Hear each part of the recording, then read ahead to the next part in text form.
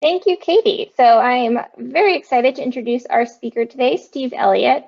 So as a little intro into this talk, we all know that NOAA is very familiar with producing science for society in its mission areas of climate, weather, ocean sciences, etc. But if we think towards how we manage our scientific enterprise, begs the question of, are we using the best tools and science available to us? And in this field, NOAA is a consumer of knowledge. So in today's seminar, Steve Elliott will speak about this field of study, known as the Metasciences, identify what they are and how they can benefit NOAA. So Steve joins OAR's Office of Science Support as a program analyst with Groundswell. He was most recently an American Association for the Advancement of Science, AAAS, Science and Technology Fellow in OAR's Weather Program Office, and there he worked on the topics of data governance and data science. His postdoctoral training is in the sociology of science, and his PhD is in evolutionary biology, and both of these are at Arizona State University. So without further ado, Steve, over to you. Great, thank you so much, Laura, I appreciate that. And thank you everybody here for joining us this morning. You can see the title of this talk is The Metasciences and Their Importance for NOAA.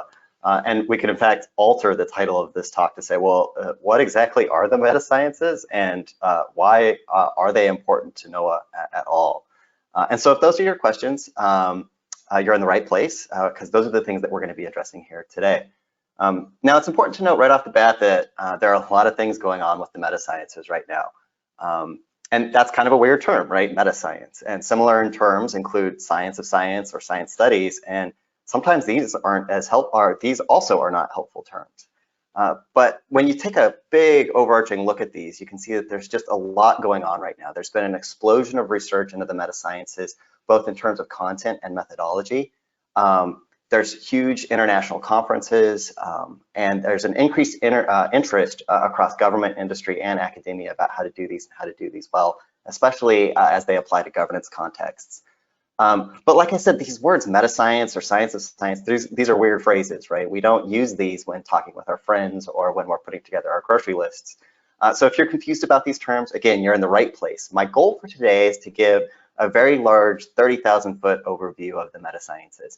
And if you have experience with one or a few metasciences, I still think you're going to have an opportunity to benefit from today's talk to see how your work fits in with a range of related yet slightly different methodological approaches or theoretical approaches, etc. So this talk is largely pitched at those who work in or with NOAA. And many of my examples are going to reflect that. But if that's not you, that's okay too. I think there's still going to be enough general information here that you should be able to get quite a bit out of this seminar. Okay, so some promises. By the end of this talk today, I promise that you're going to be able to give a really general definition or account of the metasciences. And you're also going to be able to explain why having that general account is useful. Then you're also going to be able to identify some opportunities for metascience work and research across NOAA. And you'll be able to identify 3 issues for applying metascience when it comes to metrics and identifying and using metrics. And then you'll also be able to return here to this talk for further resources. And that's because to fulfill these promises today, I'm going to provide what at times feels like a dizzying or overwhelming array of new information. And this is partly by design. I hope you'll find that the recording itself is a resource that you can return to kind of further find those things that you need to help you move on to the next stage of a project or question that you have.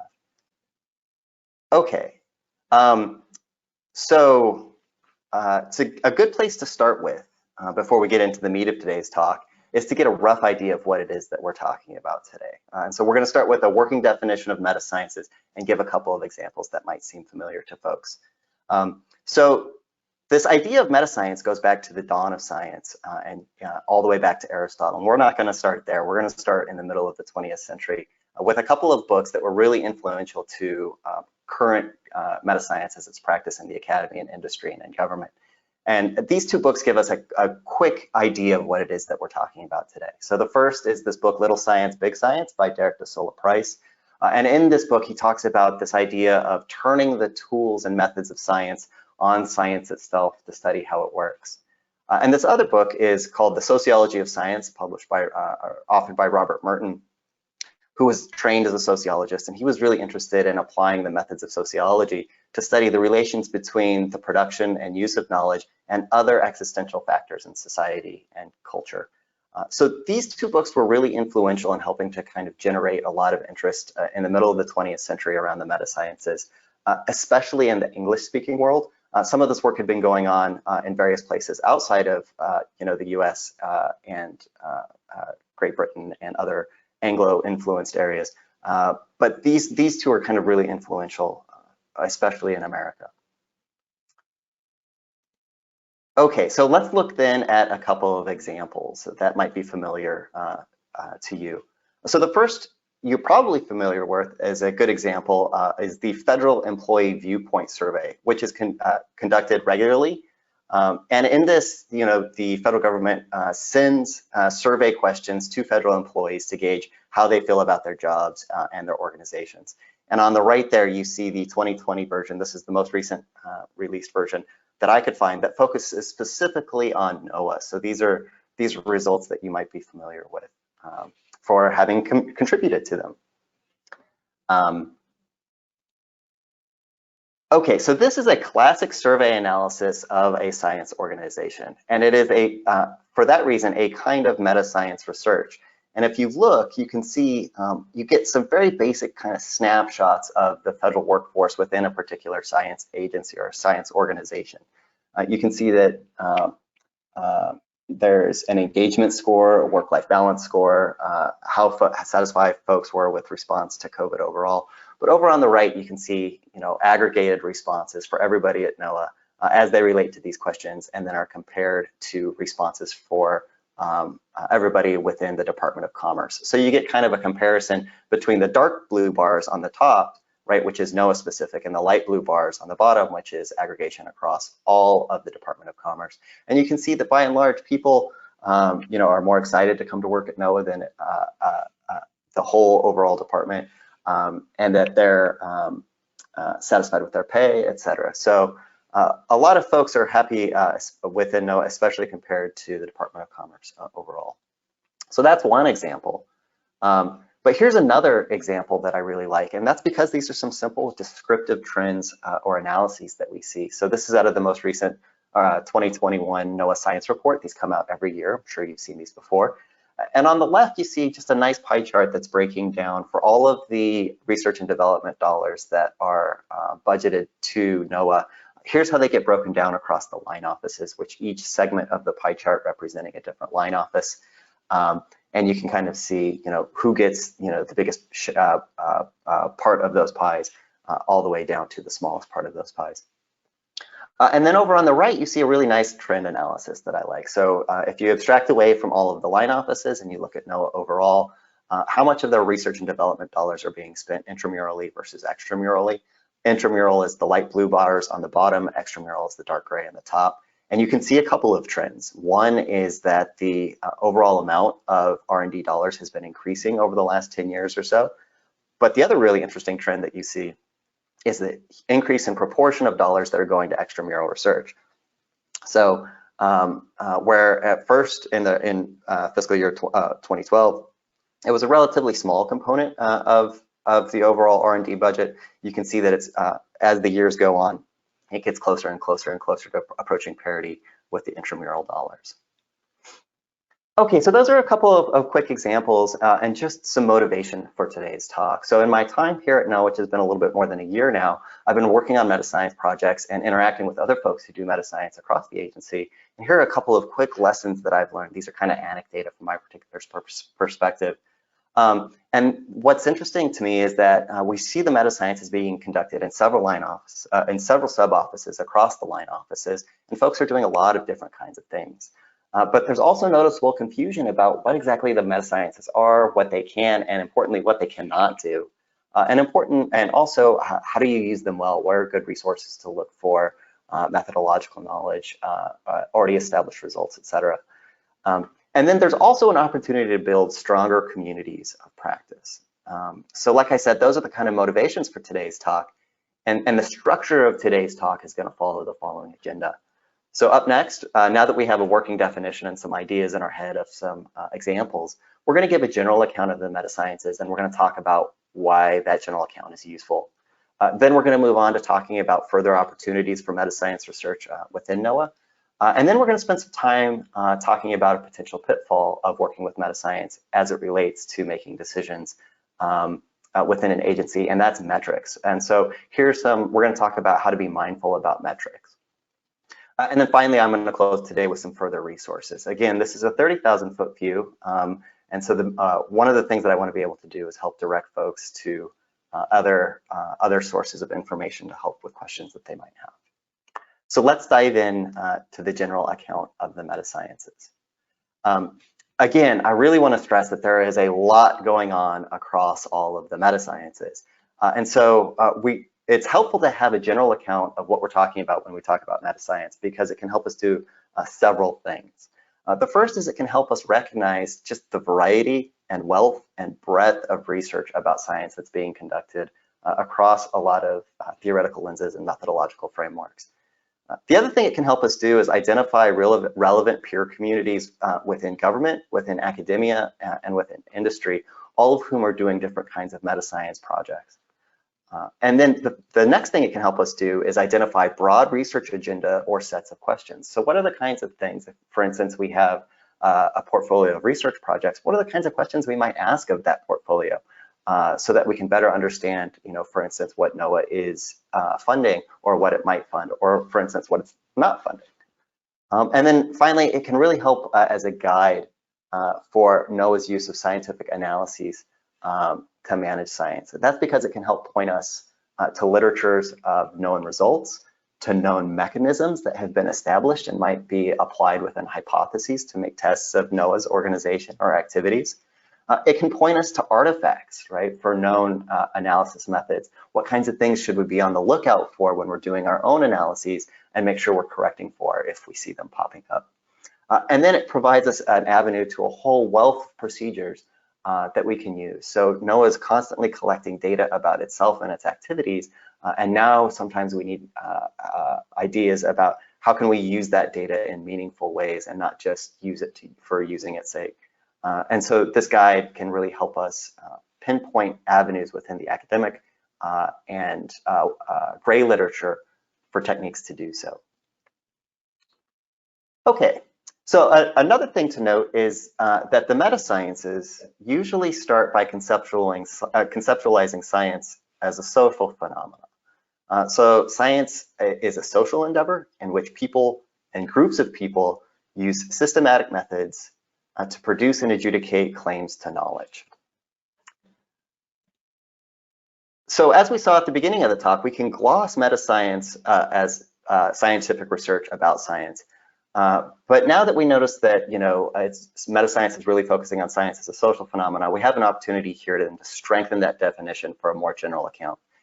In this sense of science as a social endeavor, the idea of science overlaps with other social endeavors, for instance, government or business or sport or art. So we're really approaching science from that kind of a lens.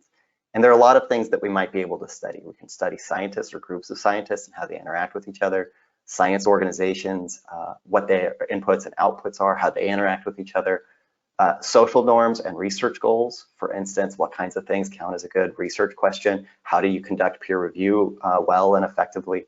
And then you might study things like the tools, practices, journals, grants, etc., all done in science.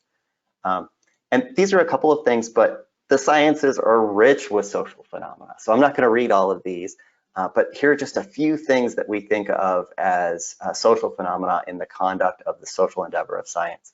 And I just really want to point up to the top right. We like to study science organizations, and science agencies are kind of science organizations, so are funders. And as we saw already, NOAA is both of those things. So NOAA itself can be an object of scientific study.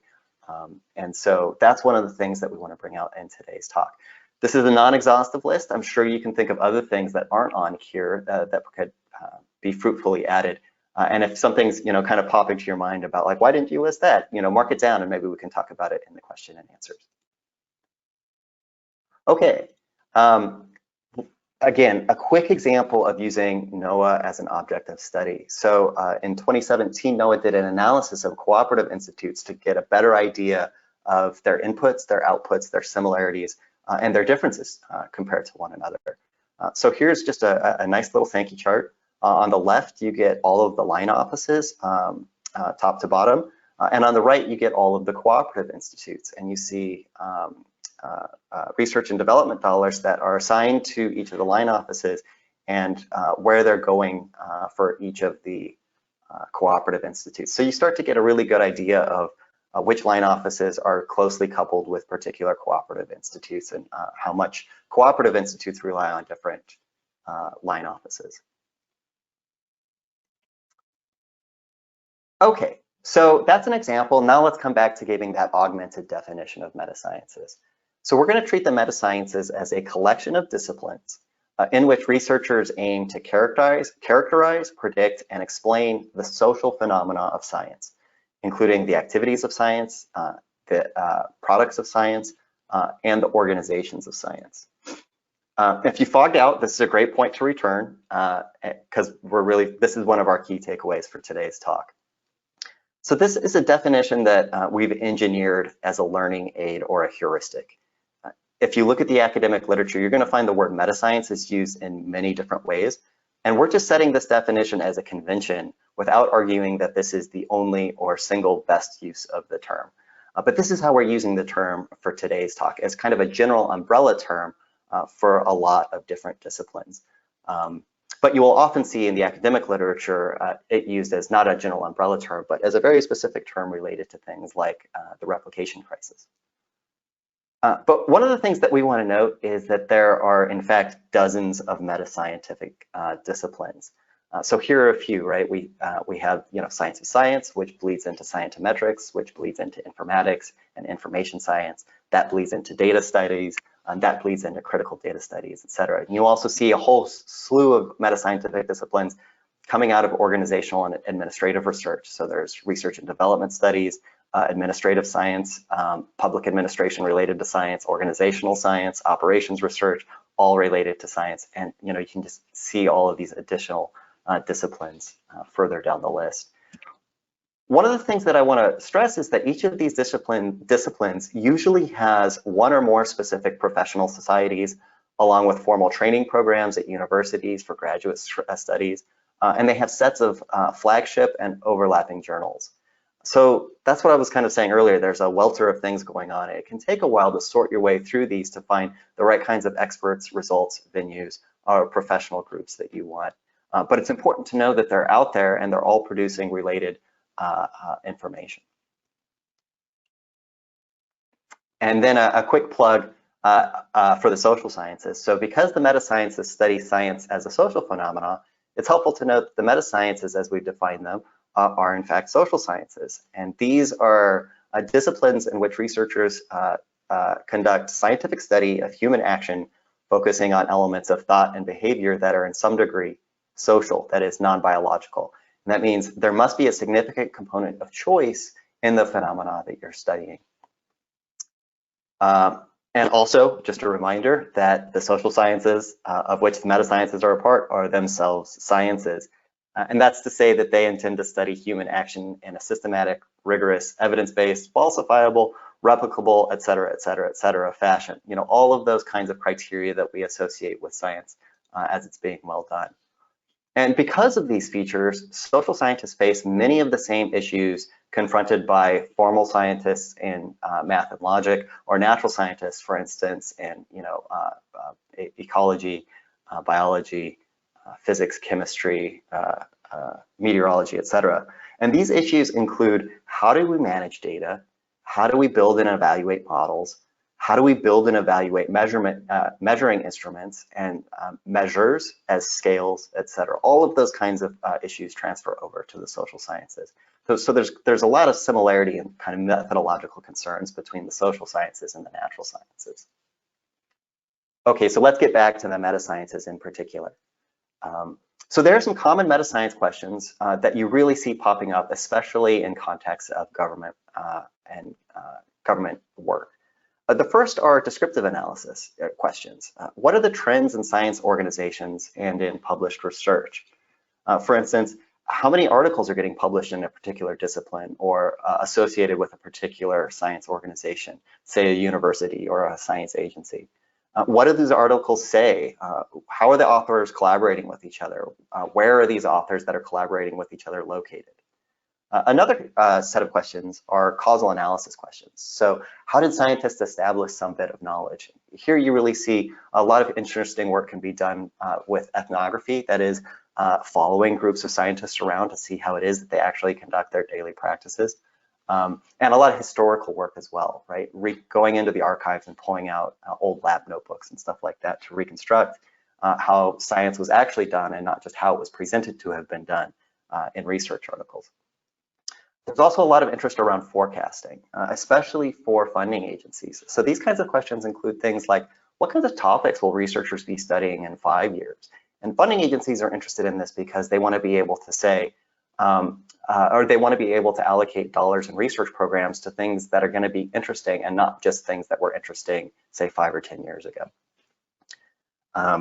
You also see questions around evaluation. So to what extent does an organization meet its science mission? That's an empirical question that's just relative to particular goals. And then finally, you see also ethical analyses questions. How should scientists and science organizations act relative to the moral interests of others? So here you get ideas of scientific integrity and scientific impacts on society more generally.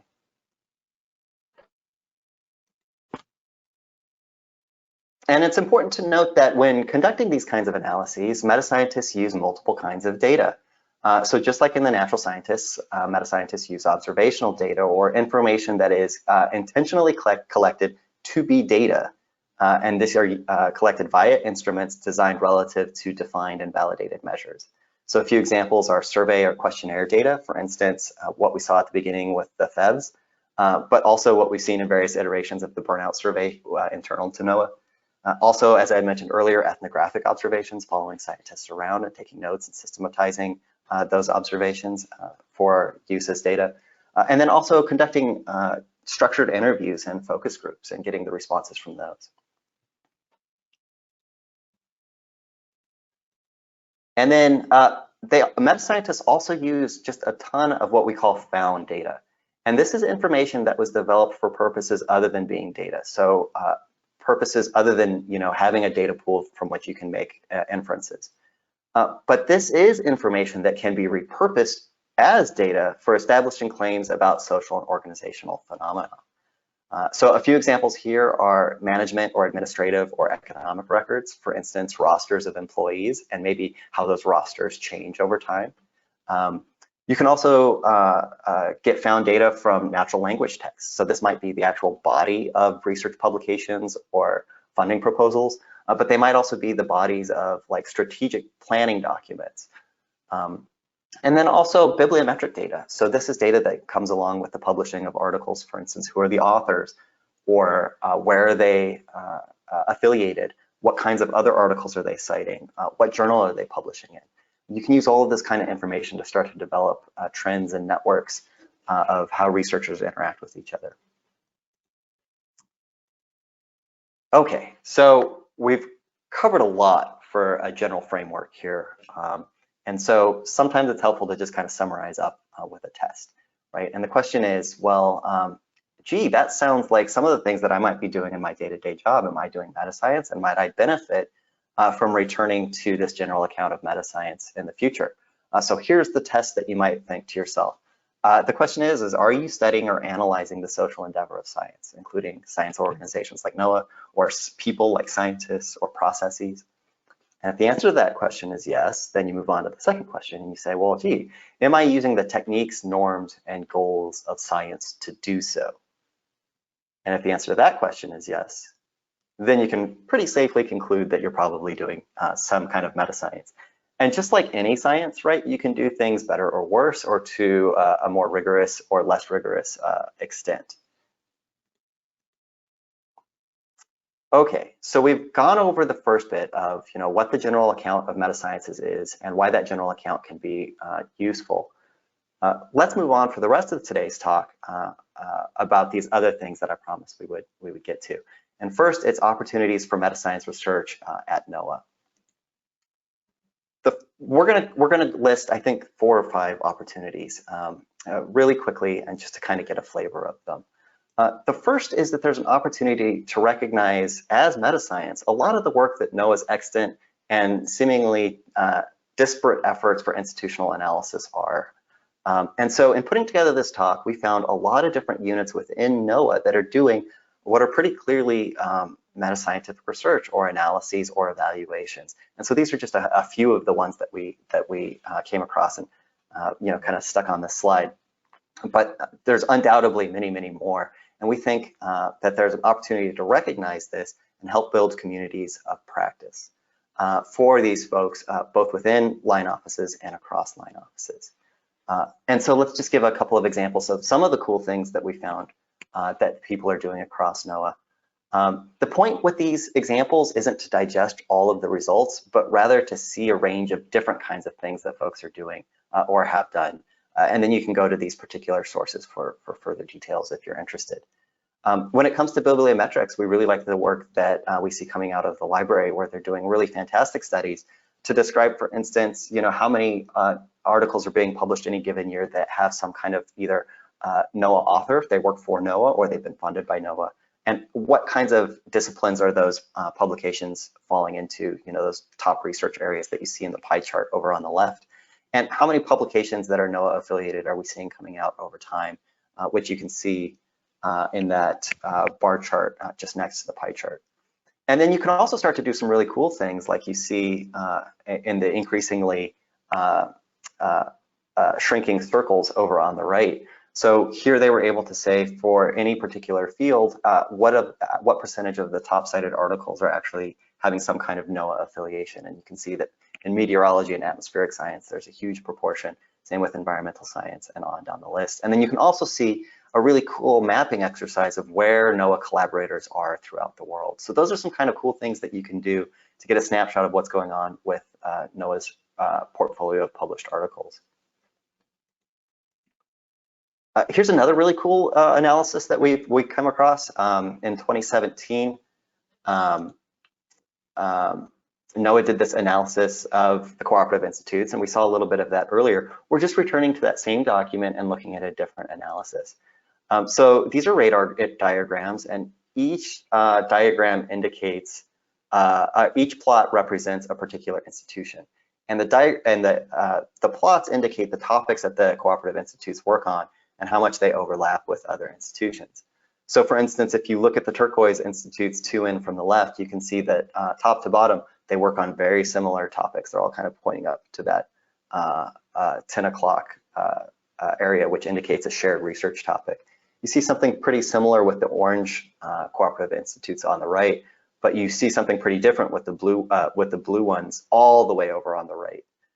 So the point here isn't to digest these results, like I said, but just to see how you can do these kinds of organizational analysis in a systematic, evidence-based fashion. This can help dispel myths about organizations, something that we'll talk a little bit further about later. Here's another nice little thing we found, which is an example of going in and finding evidence for how well project managers are tracking transitions for the projects that are within their purview. So this was a simple question about like how accurately are project managers identifying the transitions of those projects to various stages in the readiness level. And for instance, and so it's really just, are they accurately reporting the transition, or are the transitions being misidentified? So for instance, in 2014 and 2013, you can see that the numbers are pretty low in terms of accurately reporting them. But as the years progress, they're getting better and better and better about being accurate. That indicates that there's some institutional or organizational learning going on about this idea of transitions and how to appropriately mark it. And that's something that that's a hypothesis that you can further study. Some other examples, of course, there's the NRDD, right? The NOAA Research and Development Database, which tracks, among other things, projects that are being funded and conducted by NOAA researchers. And so here's some analyses, just a quick snapshot analyses of the NRDD projects from just a few months ago. And there's a couple of cool things that you see in here. First is who are the external partners that are working on those projects. Again, you see that kind of geographical map of where different folks are located and how many of them within those locations are working on NRDD projects. And then over on the right, you can see, which particular kinds of projects, what particular kinds of organizations are these external collaborators kind of bend into different kinds of groups. So you go from tribal associations at the top, from which there are very few, to academics and, academic institutions or schools, universities, et cetera, of course, takes up a huge chunk at the bottom. So that can give you an idea of who are we collaborating with and where are there opportunities to grow collaborations. Okay, so that's some of the work that we've been seeing within NOAA. We think it's really cool. There's an opportunity to continue to grow that and to grow the institutional culture for that. But there's another opportunity, which is to further engage with meta-science efforts that we're seeing at other science agencies. So for this opportunity, it's important to remember that NOAA isn't alone in meta-science, and some agencies have been doing this work on these topics for years and have developed really robust methods and approaches. I think most people would kind of point to the NIH as one of the forefronts of this. They have this Office of Portfolio Analysis, which has dozens of employees, a multi-million-dollar budget, and they've been working on this, especially focused on bibliometrics, but many other things as well. They focus on quantitative, descriptive, and portfolio analysis type work. And NOAA has intermittent communications with these folks, and there's much to further learn from them and to gain from further developing our efforts with theirs.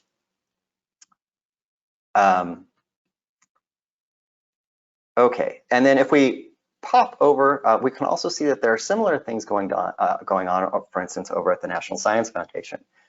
So this work is out of the Evaluation and Assessment Capability Office, and this work is a little bit different.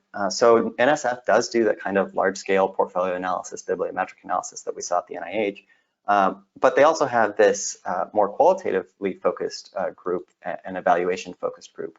So these kinds of studies are historically working with survey and interview data to evaluate, for instance, how well the agency is implementing policies, in particular the Evidence Act. Are they building policies that are based on evidence as is required by that act? So that's another example. And somewhat related, we want to argue that there's a further opportunity to engage with meta-science efforts in academia. So again, coming from that NRDD data quality summary that we just kind of looked at a little bit ago, here's kind of a standard snapshot that we see, for any given moment, right? So here's fiscal year 2021. Here are the approved projects within the NRDD associated with each of the particular line offices. So this gives you a flavor, right, of the kinds of projects that are being done at those line offices. But this is an initial stage snapshot, and I know that the folks who are working on this data are very interested to kind of scale up the kinds and complexity and interest level of the kinds of analyses that they might be able to do. And so we really think that the academic literature provides a wide wealth of ideas for how to potentially do so, insofar as we can structure the data in the right way and get the data appropriately. So here are two examples that are gaining a lot of interest when it comes to funding agencies. And these have come out from the academic sphere in the last couple of years. The first one came out in Science Advances a few years ago, and in this particular study, you can see from the title, topic choice contributes to the lower rate of NIH awards that are given to African American Black scientists. So it actually went in and analyzed the content of awarded and rejected research proposals for the NIH. And it showed that Black scientists were less likely to get funded because their research questions were deemed to be insufficiently scientific, right? They were often proposing things that were more community and behavioral interventions and less that were mechanistic and cellular interventions. So the second study just came out a couple months ago, and it studied the demographics of awardees at the NSF and revealed systematic disparities by race. So there's an opportunity for NOAA to support similar kinds of analyses in its portfolios to see if there are similar outcomes. The extent and scale of those results could inform ongoing efforts that NOAA is pursuing, for instance, to diversify the pool of its applicants, the pool of its peer reviewers, and the pool of its awardees. Now, these are just some of the kinds of things that can be done with strong data in NOAA's, about NOAA's research projects with strong data in the NRDD and the awards database. Okay, so there's a fourth opportunity that I'm kind of personally interested in because I'm working on one of these projects now. And that is to reconstruct more of NOAA's recent history. So NOAA does some history of the organization and its impact, but it does far less kind of internal history than do other federal agencies. And historical analyses done well provide pools of knowledge that the agency can apply to, for instance, duplicate earlier successes or avoid previous or recurring missteps. And they provide people also with meaning for their work and how it kind of connects to those who have come before them. And so NOAA has some important resources that can really spur these investigations. For instance, there's the NOAA Heritage Project, which many of you may have come across in the past. And I also want to point to the NOAA Voices oral history archives that are really being set up through the Fisheries Line Office. These provide digital recordings and transcripts from folks who have either worked within NOAA at any of its various levels of the organization, and importantly, a lot of oral histories by those who have been affected by NOAA services and activities to talk about what it's been like to have NOAA working with them.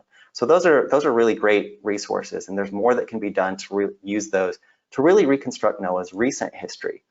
And that's because there's so little understood about them and how the particular line offices have evolved over time and how their particular sub units have evolved over time. So this is a graph that I put together for a project which was just tracking what were the line offices, how did they change over time, and how did they come to be where they are now. Once you start to put these pictures together, you can see how these line offices change, not only in terms of their names, but in terms of their goals, their resources, their people, and their output. And the same holds for their particular sub-offices. So these kind of well-constructed histories can provide useful narrative stories that help make decision makers and stakeholders understand the relations between things like those more kind of quantitative portfolio analysis and evaluating NOAA and connecting it relative to NOAA's missions. So reconstructing the recent history of NOAA can also help decrease insider knowledge and organizational myths, and it can help increase the transfer of organizational knowledge and a sense of belonging across overlapping and new generations of employees over time. And so there's a huge opportunity for reconstructing NOAA's recent history there. And that would be kind of a history of science project, which is one of those Metascience disciplines that we talked about earlier. And then finally, the fifth opportunity that we want to talk about is improving the organizational evaluations and strategic decisions within NOAA based on meta-scientific knowledge that's been developed, or based on these kinds of descriptive analyses that have been done. And these can inform things like budgets, budgeting decisions, and resource allocation decisions, and including human resources. So where do we need more people to work on projects, and where or missions, and where maybe can we prune things? Also, priority setting and strategic planning. What are the kinds of things that we're doing? How do they relate to priorities that are being handed down from higher levels within the federal government? How can we use that to help us strategically plan? And then almost immediately, we can use these kinds of analyses to help us with evaluation. So for a given strategic plan, say it was a 5-year plan from 5 years ago, can we go through from the strategic plan and then do analysis to see how well we've approached the goals set in that? How well can it help us with organizational redesigns, pruning, et cetera? And then it can help us identify subjects for cross-agency collaborations. So if NOAA wanted to, say, collaborate with, as a toy example, the National Science Foundation, right? What are things that the National Science Foundation is working on related to, say, climate research? What are things that NOAA is working on related to climate research? Where are there areas of overlap and opportunities for further shared work? And finally, as we saw with those articles about the NIH and NSF funding portfolios, there's an opportunity to use this information to help with efforts for diversity, equity, inclusion, accessibility, and belonging. So one quick example of that is this particular study that was done by the NOAA's Office of Education 2017 to evaluate their Hollings and EPP scholarships. What do I want to say here? Oh yeah, so the Office of Education decided to conduct this study of those who had actually received the scholarship and compare it to the career outcomes of those who hadn't received the scholarships.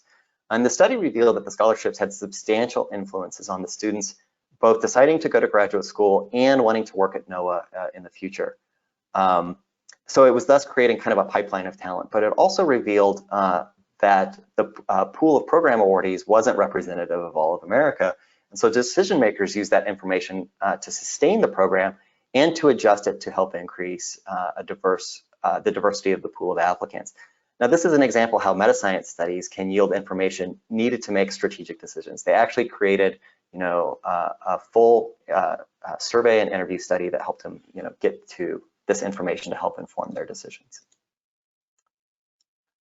Okay, so those are some opportunities, and we next want to move to something to be mindful about, and that's creating metrics. So we've done some analyses. We have some measures of things that we've seen that are going on in the agency or not. Now we need to think about whether or not we want to set those as goals to be attained or not.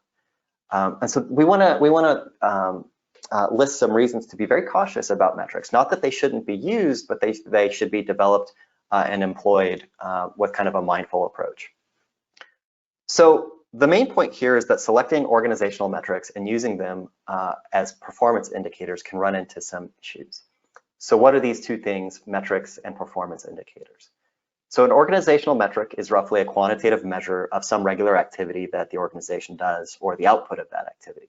So as a toy example, you can think of the metric as the number of widgets produced by a factory. And then a performance indicator is given that metric, it is some value of that metric taken as a goal or used by people to evaluate the organization. So using the exact same toy example, the performance indicator here would be the Johnson factory aims to produce 100 widgets per year. And so perhaps at the end of the year, they would come back, they would see how many widgets they actually produced, they would compare it to their indicator of 100 widgets per year.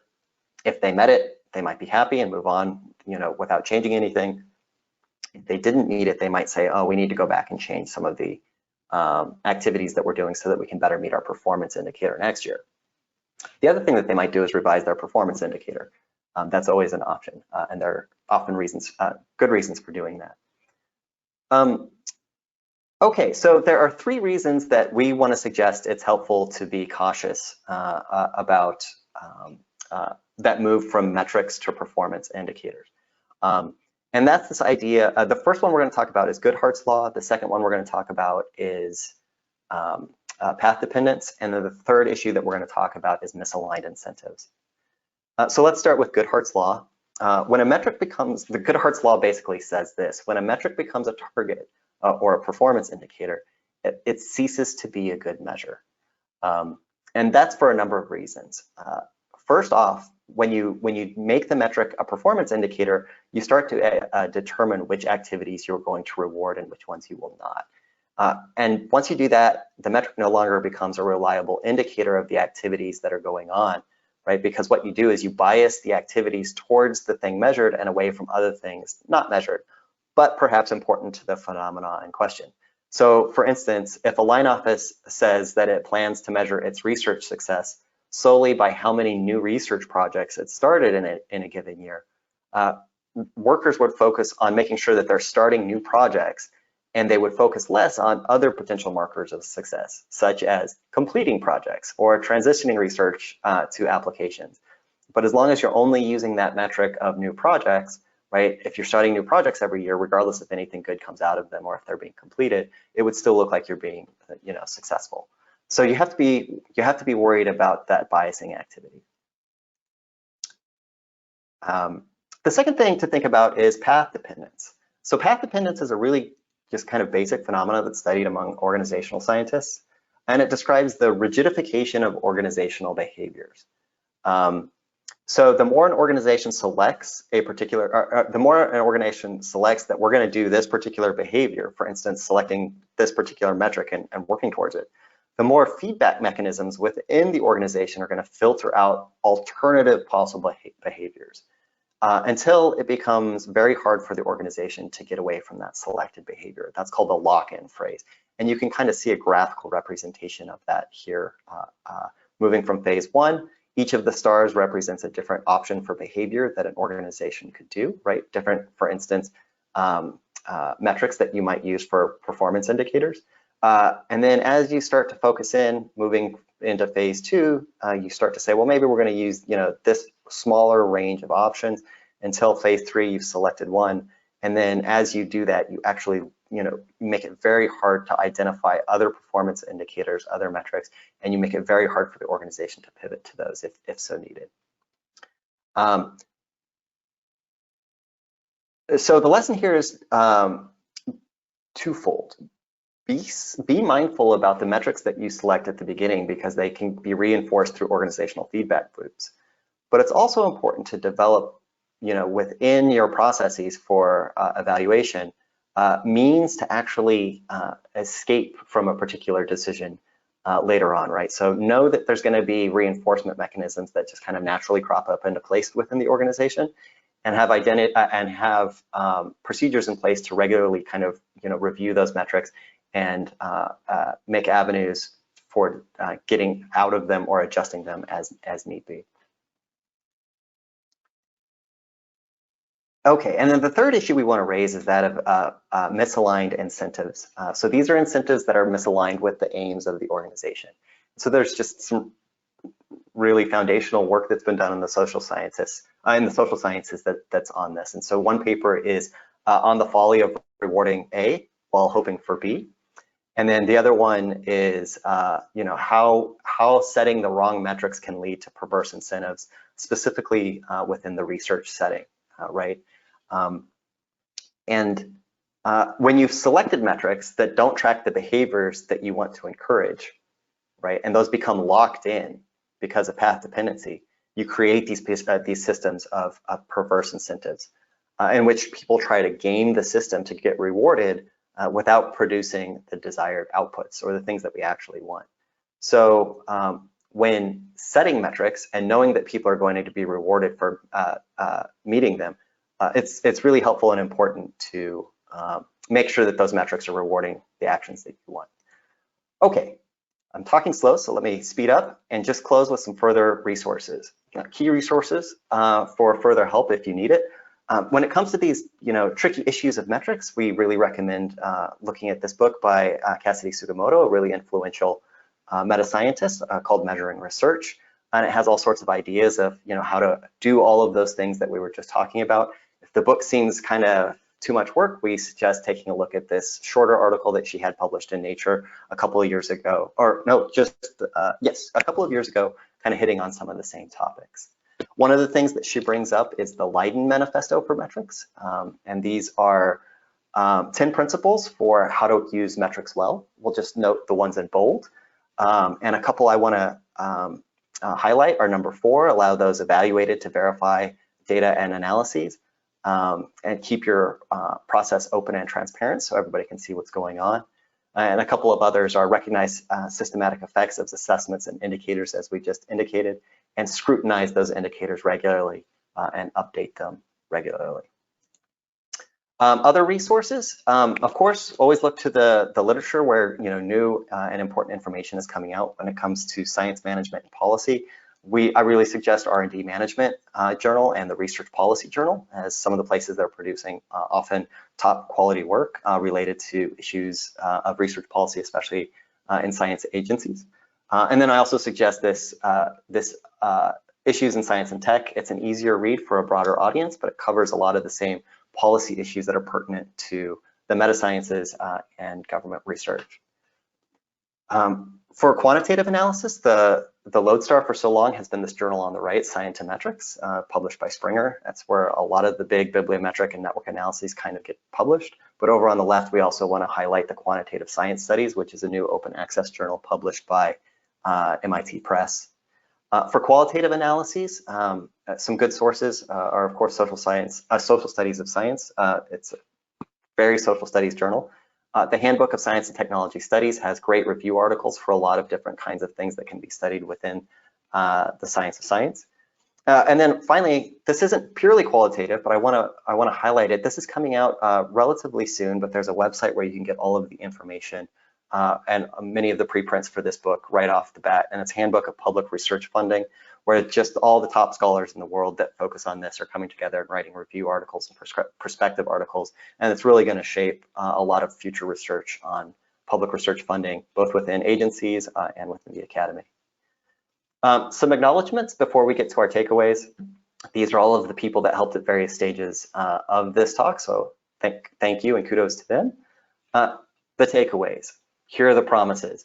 I said we would provide a general definition of metascience. We saw that that's a collection of disciplines that aim to characterize, predict, and explain the social phenomena of science. We said that we would explain why having a general definition is useful, helps guide us through a thicket of metascience information. Again, identify opportunities for metascience across NOAA. Here are some opportunities that we identified, building more robust portfolio analysis, doing organizational history, influencing decision-making, collaborating better within the agency and with those outside. Identifying 3 issues related to metrics. We talked about Goodhart's law, we talked about path dependency and misaligned incentives. And finally, if you need further resources, you can always return to this talk, and all cited publications and websites are hyperlinked in the slide deck. And so if you need those, please get in touch with us. With that, we look forward to any questions you have in the time remaining. I will note that my time at NOAA is coming to an end. So after today's talk, if you have questions or feedback, we encourage you to contact Laura Newcomb in the Office of Science Support, and her email is here. Thank you, and thank you for letting me talk for so long. Thank you so much, Dr. Steve Elliott. This was excellent, and I was very pleased to see the library represented with our bibliometrics program. So just a reminder for those online, if you have a question, please put it in the question panel, and I will read that out in our remaining few minutes here. But one of the first questions we have is, what are some low-hanging fruits in potential uses you have uncovered? Okay, good question. Well, let me start by talking about what's a useful way to approach that question in general, and then I'll talk about some of the things that I'm kind of particularly interested in. So I think the right way to think about this is to get the right kind of granularity for the questions that you might be interested to pursue. And one of the right ways to get helpful granularity is to focus on the relevant level of NOAA's organizational structure. So it can often be, daunting to look at NOAA overall. So much gets done. But when I think about characterizing a particular organization or institute, I try to look at particular sub-offices. And then I try to build up results across a collection of related sub-offices. For instance, they're all within the same container office. And then you can start to kind of generalize and build results that way. So my first suggestion would be, well, what's the particular level of granularity you want? Do you want to be at one particular program office? Do you want to be at one particular lab? Do you want to be at a group of labs? And if so, which ones, right? Do you want to be at a group of different National Weather Service offices? If so, which ones and why? So really being able to determine, what your selection criteria are for the level of granularity or unit specificity that you want. When it comes to low-hanging fruit, I mentioned this in the talk, I think there's a lot of low-hanging fruit when it comes to reconstructing the recent history of NOAA organizations, specifically within the line offices. So there has been some stuff done about, NOAA was formed in 1970 and, kind of those broad stroke stuff. But a lot of the action at NOAA gets done within the line offices, and there's far less about, characterizing what the line offices have been up to, how they differ from each other, and in particular, all the way down to the particular program offices, line offices, sub-units, et cetera. So one of the things that I'm working on is developing a history of the Weather Program Office and how that developed out of the United States Weather Research Program in the early 1990s. And so that's work that my collaborator, Allison Agathar, was just presenting at the American Meteorological Society. I think that kind of stuff, right, getting a really clear idea of what a really fine-grained unit of organizational complexity has been up to for a particular year in time, or a particular span in time, is one way to get an idea of low-hanging fruit and to focus your research questions. Thanks so much, Steve. That was succinct. So I don't see any other questions. I'm going to give people 30 seconds to write them, and I will ask, where are you moving on to, and what's your next adventure? Sure. So I'm as Laura mentioned at the beginning, I'm currently a contractor. Was a AAAS fellow, and so this AAAS Science and Technology Policy Fellowship Program. And I want to put a plug in for this program. It's been really fantastic. So as you saw, I don't have a background myself in meteorology or climate or fisheries or oceanography, any of those things. But I was able to come in, really learn a lot about those things, but also bring what I hope were some compatible traits, things that were going on. And so I've had a fantastic experience. I know many of my peers have been jealous of my experience at NOAA and the just absolutely awesome and welcoming culture that everybody here has. So there's a huge opportunity to get more fellows from the AAAS program. These are all PhD scientists who are interested in careers in governance, in government agencies, in science policy, over and doing work within NOAA. NOAA doesn't have a big footprint in the fellowship program because they have the Canals Fellows and all these other programs. But it is a unique pool of fellows, and I want to encourage, if you're listening and in a different office throughout NOAA, to see if you can't get a AAAS fellow in coming years. And I'm moving on for the second year of my fellowship to just a different agency, but still within the fellowship. Awesome. Thank you so much, Dr. Elliott. Also, Dr. Elliott will be sharing the slide deck with the library. So if you are looking to revisit this, especially to grab those articles or those books he was mentioning right at the end quite quickly, we will have that slide deck for you. Please just reach out to library.seminars@noaa.gov. I'm going to put that in the chat right now. And I can also follow up with anyone who would like those slides earlier or would has questions about bibliometrics. We'd be more than happy to talk to you about what the library is doing in the Metasciences. But with that, I want to thank you, Dr. Elliott. Thank you, Laura Newcomb, for our introduction today. We wish you all the best of luck, and thank you again for speaking to us today. Thank you. Have a wonderful afternoon and great weekend.